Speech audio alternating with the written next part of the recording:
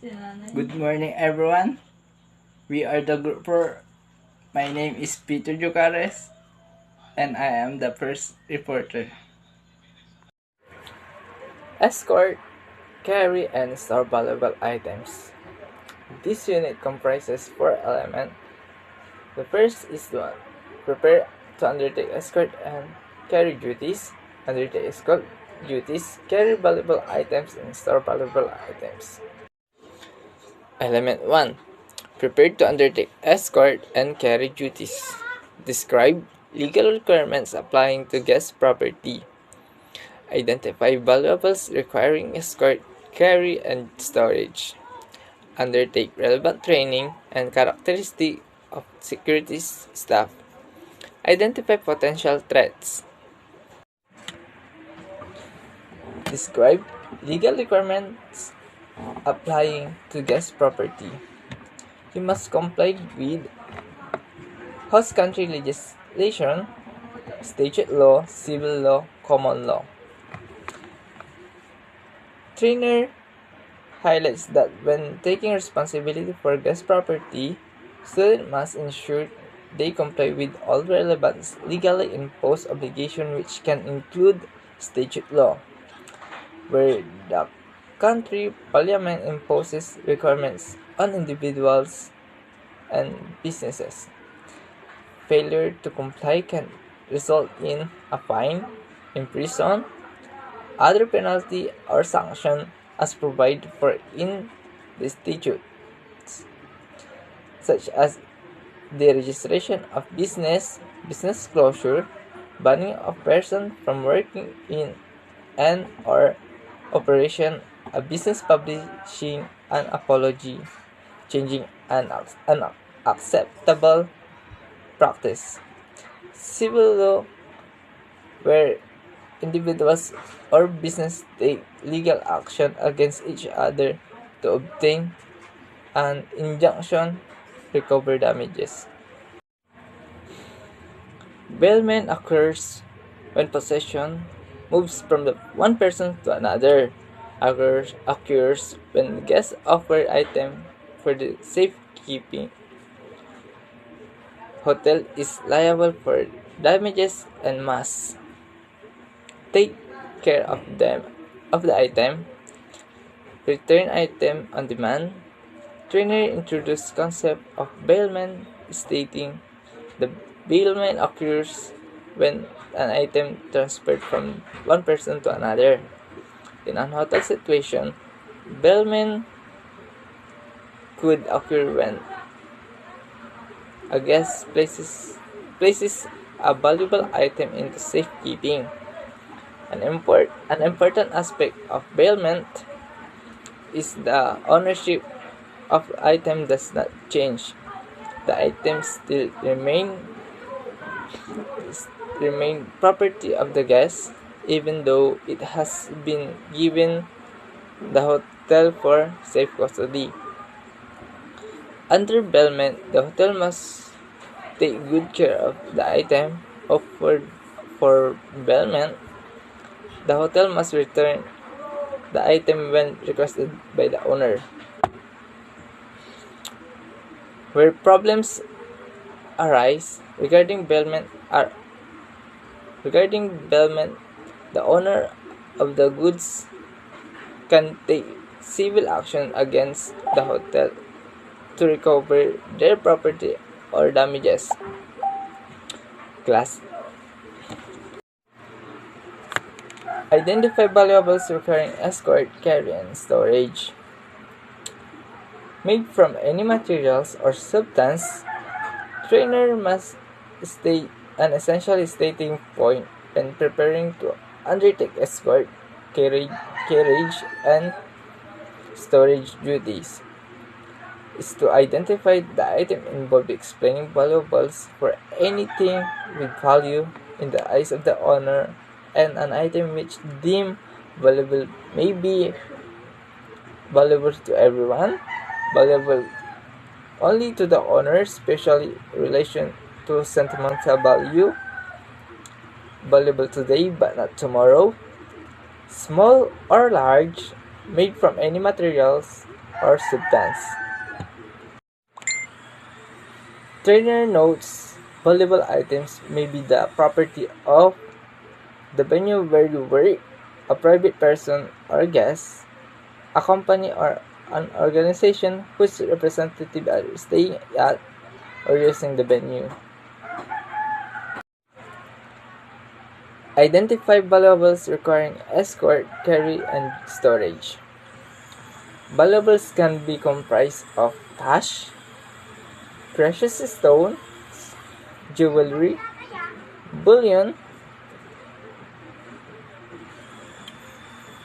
Training identifies the valuable can be include local currency, foreign currency, notes and or coin, any amount, precious stone. Precious stone, natural gems as well as stone which have been mounted. They include but not are limited diamonds, opals, pearls, rubies, emeralds, and jewelries. These are decorative items generally made from gold, silver, and precious stones. Items may include necklace, rings, earrings, pendant, crown, and charas. Undertake relevant training. Training is common prerequisite. It will be structured and formalized. Address skills, knowledge, and attitude. Comprise theory, demonstration, and practical sessions. Still require supervision of the first few workplace tasks. Trainers state an essential prerequisite for staff who perform escort, carriage, and or storage of valuable items is not undertake appropriate training explaining in mass venues. You will not allow to undertake escort and carriage and storage tasks until you have successfully complete the required in-house training. Training will be structured and formalized, meaning all staff performing these tasks will receive the same training. Testing and to demonstrate competencies will be part of the training. Nominated topics will be covered as part of trainings. This will commonly address skills required to undertake the work, knowledge necessary to underpin safe, effective, and correct work. Attitudes required in relation to the customer contact and interpersonal skills needed in this type of work as well as the personal characteristic required. You will be paid to undertake the training the training will be conducted during your work hours. Training is in this regard will be combining of theory trainings, demonstration on what to do and how to do it, practical training giving the opportunity to practice what you've learned, and your first few workplace tasks will be supervised by more experienced staff member. 2. Ensure you perform as required, assist where necessary, provide constructive feedback, class activity, undertake relevant training. Training topics, identification and use of equipment, examples of threats, how to identify threats, route identification, location and operation of security systems, technology and equipment. Trainer discusses training topics stating the exact nature of training will vary between properties and highlighting. Even where students have previous experience with escorting, carrying, and storing valuable items in another venue. They will still have to undertake training at a new venue where they work presenting the following as a representation of what usually involved: identification and use of equipment and facility provided by the venue in relation to escorting, carrying, and storing valuable items. This may addresses coverage of safe, trolleys, cash carts, security equipment, secured bags and containers, tracking device, dive bombs, illustration of identified threats, and how to identify emergent threats. SOPs for responding to identify threats or situations. Route identification for escorting and carrying valuable items. Point to point, point to point. Location and operation of relevant security infrastructure such as learning where the CCTV cameras are located, knowing the coverage of or field of visions of CCTV's camera, determining where alarms are located and how to activate them, learning how to access restricted or controlled area, undertake relevant training. Trainers may include workplace trainers, head of security, front office manager, experienced staff, representatives from external security providers, police. Trainers identify venue training may feature the use of the following personnel: a dedicated workplace trainer who conducts all workplace training across all the venue job positions.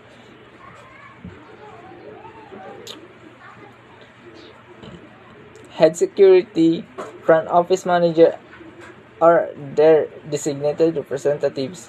Experienced staff who work in the venue, representative from the external security provider used by the venue, officers from the local authorities. Good morning, everyone. I am Rachel Anek and I am the next reporter. So today we will discuss about the characteristics of a security staff. So number one is preparedness. This involves being properly and adequately equipped to handle any situation that comes your way. So suitable clothing and shoes are necessary to keep you comfortable during surveillance. You will also need essential security gear to be able to communicate and physically handle any offenders you may face. So, napaka-importante talaga na sa isang security staff is prepared siya. Kasi, hindi naman natin alam kung kung kailan natin kaharapin yung pagsubok na yun or yung problem. So, kapag naging handa kasi tayo sa isang bagay, kapag nangyari yun, alam natin kung ano yung gagawin natin. And lagi din nating tatandaan na ang pagiging handa ay isang magandang katangian na makapagbibigay ng panatag na loob sa sino man. So number 2 is honesty. This kind of role requires you to work closely with your employer. This means your employer needs to trust you to make the right decisions to protect their business and the general public. So it's important that you present yourself well so that you can create and maintain this trust. So, napaka-importante din na honest ka sa lahat ng bagay. Kasi once na naging honest ka, yung relationship mo doon sa employer mo or sa ibang tao is maganda. And once na naging honest ka kasi, pagkakatiwalaan ka 'Di ba? Kasi ang pangit naman nun na pinagkakatiwalaan ka ng isang tao pero ikaw hindi ka honest. Ang unfair lang pakinggan. So kailangan lagi nating tatandaan na maging honest tayo sa lahat ng bagay. So number 3 is quick reflexes. Being a security staff means that you have to be alert at all times and be able to assess what is going on around you. Your alertness needs to be reflected in how quickly you are able to react to a potentially dangerous situation. So, napaka-importante sa isang security staff na maging alert kasi once na naging alert ka, alam mo kaagad kung ano yung gagawin mo eh. Hindi ka matataranta kasi alert ka nga. And security staff will be able to analyze the situation quickly so that makakapag-decide sila kung paano nila i-address yung situation na yun. So number 4 is leader and team player.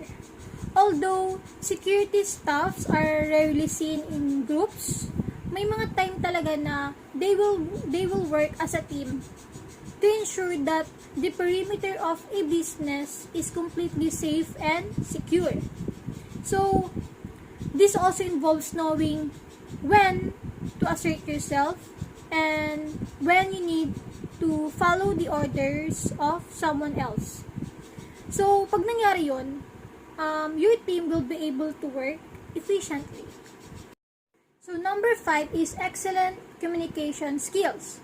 So, between reporting to your employer, to your teammates, and to the public, you need to be able to explain what you are doing quickly and effectively. Everything from your current status to the type of threats that you are facing. Kasi this ensures that you are able to direct the situation in the safest way. So number 6 is education and training. Most importantly, a security staff needs to have a complete understanding of security operations.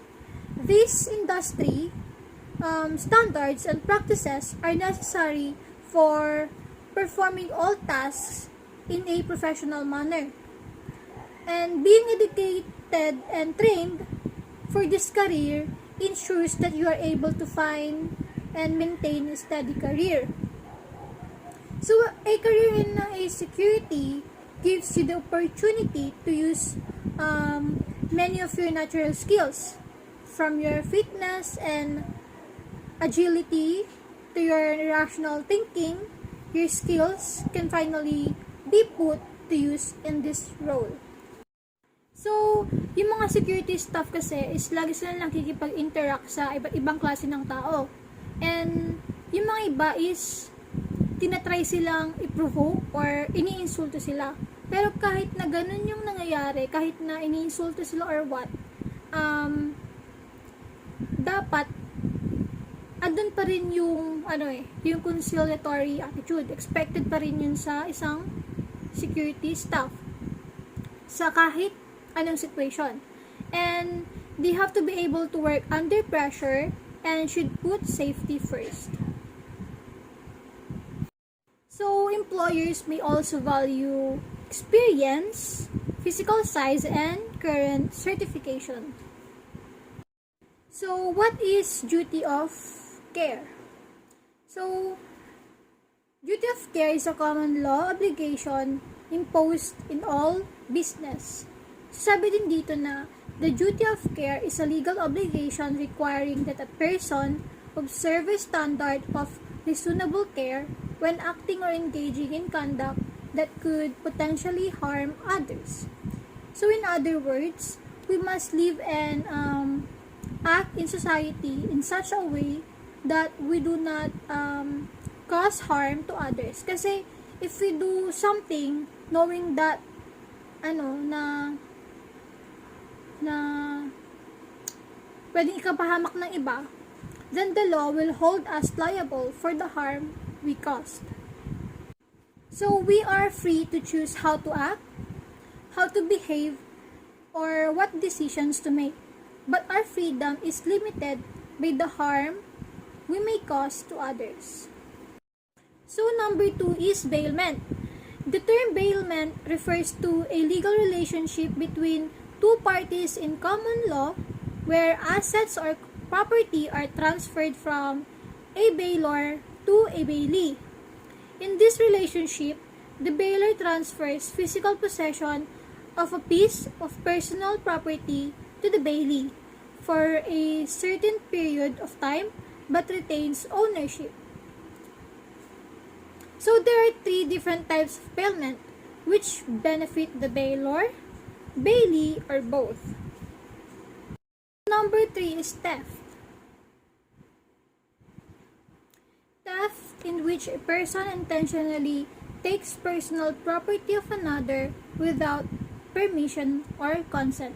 Yun yung mga yung mga tipo ng tao na na kumukuha ng bagay na hindi naman sa kanila without consent of the owner. Yun yung tawag sa kanila, isa silang theft. So number 4 is exclusion clause. An exclusion clause is a clause in a contract that excuses a party to the contract of liability in situations covered by it. This type of term in a contract can be illegal in certain settings, while in other cases, it may be in common and widespread use. If a contract has such clauses, it is important to get familiar with them before signing and to contest them, if necessary, before agreeing to the contract. Next is identify potential threats. Potential threats can be identified by encouraging staff to report suspicions and observations, making security a standing topic at a staff meetings, talking to guests, and monitoring the media. So here are the basic physical threats. Number 1 is theft. Yan yung stealing, pagkuha ng mga gamit ng hindi naman iyo without consent of the owner. Number 2 is assault, a physical attack. Number 3 is vehicle accident, yun yung mga aksidenteng nangyayari. Or yun yung mga, alam mo yun, yung tipo ng aksidente na sinasadya, ganun. So, there may also be threats or intimidation. Number 1 is threat of violence, like stalking someone, making harassing calls, or sending harassing messages by phone, mail, or email over a period of time. So, yun yung examples ng threat of violence. So, number 2 is we know where you live. Yan yung kadalasang sinasabi kapag diba, may nagbabanta sa'yo, ganun. Alam daw nila kung saan ka nakatira. So, number 3 is threats to kill. Number 4 is revenge to kill. Sila yung tipo ng tao na nakakapatay ng tao kasi gusto nilang mag-revenge. And number 5 is reprisals. So, yun lang. And we will proceed to the next reporter.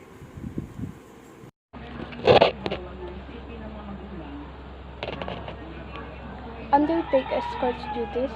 Performance criteria for these elements are identify route to be taken, obtain assistance if required, possible response of the threats. Identify route to be taken. All escort assignments should take place along an identified route. This section identifies factors to consider when identifying such a route. Escorting duties may be accompanying valuable items which are being carried by others, providing an escort service to an individual or group of individuals. Both duties involve providing a deterrent, providing protection.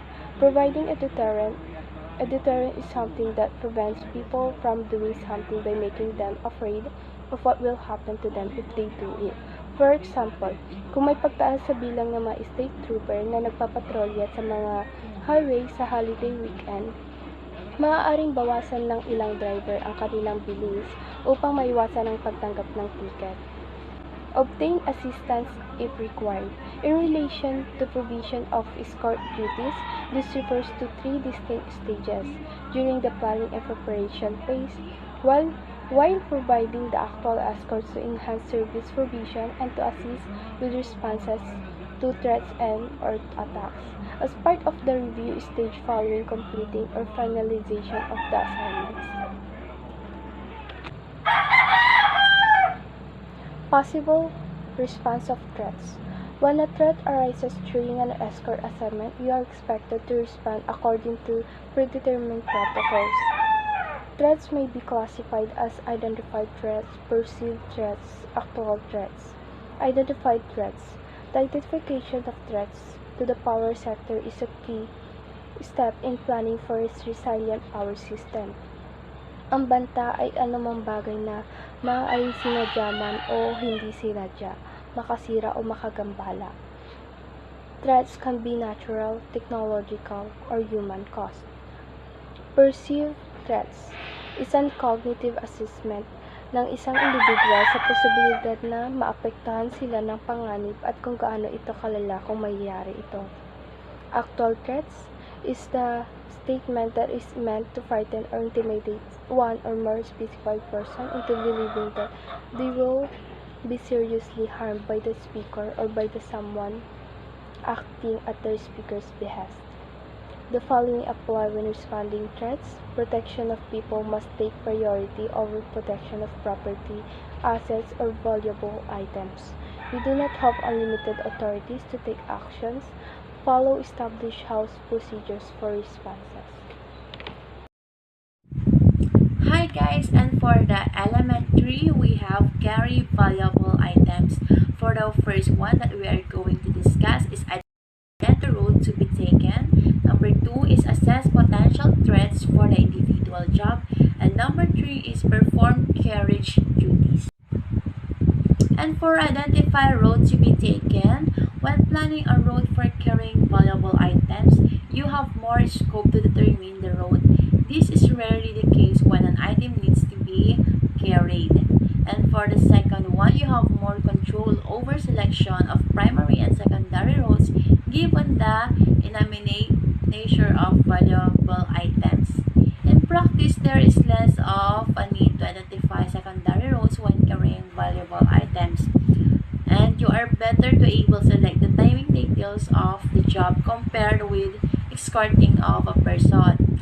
And you can apply more secure preventative measures when carrying a valuable item than when escorting a person. And for the second one is assess potential threats for the individual job. General advice, the following generally applies. Threat levels when carrying valuable items are usually lower than when escorting a person. Cash is the main target attacks. Armed hold-ups are often associated with attempts at stealing money. Many hold-ups are planned by the offenders. Many are also opportunistic crimes. And for the last one is the perform carriage duties. If a plan has been developed, share the plan with staff involved in the assignment. Obtain the necessary resources and be prepared to rehearse the plan. Respond to requests for movement of valuable items promptly. Move rushing or causing any sort of alarm among guest members or of the public. And be prepared to ask immediately for additional support if you believe the actual job you are being asked to undertake. And focus on the carry job as the prime objective. And lastly, do not initiate or continue conversations with others. And that is the elements 3. Thank you. Hi guys, our topic for today is store valuable items. There are 7 types of storage option. Number 1, in-room safe. Number 2, TDR safe torch. Number 3, drill assistant. Number 4, in-floor safe. Number 5, time delay safe. 6, time lock safe. Number 7, off-site storage. Place item into storage. Meron silang siyam na workplace para sa item. Number 1, every venue will have a suite of protocol which must be complied with when accepting an item for safekeeping and placing the item into storage. Number 2, storage protocol vary between venues to make you identify what required in your workplace. The following are representative requirements. Number 3, the item may need to be a site to determine legitimacy, legality, and safety. Number 4, the item to be stored will need to be described by completing an appropriate document. Number 5, providing guests with receipt for the goods deposit for safekeeping. Number 6, they need to explain the purpose, rule, function, and importance of any documents provided to them. Number 7, providing relevant information to the guests. Number 8, physically taking the item from the guest. Number 9, thanking the guest and offering some positive comments regarding the occurring of the items they have just lodged for house safekeeping. Complete necessary documentation. Number 1, paperwork need to be complete, will vary between venue and may even vary between item offer for storage. Number 2, the following indicate of the what can be required. Number 3, no item can be accepted into secure store unless the required documentation is complete. Number 4, the item to be stored need to be described by completing an appropriate document. Number 5, description of the item will require you to details. Number 6, name of room number and signature from the guest. Advice when completing documents. Number 1, complete them at the time. Number 2, fill in all the parts or elements of the forms to be completed. Number 3, you must be honest, accurate, and comprehensive. Number 4, complete documentation may need to be forwarded to a file or designated person or department. 5, in-house or the job training will teach you. Number 6, keep a copy of any documents provided to a guest or clients. That's all. Thank you.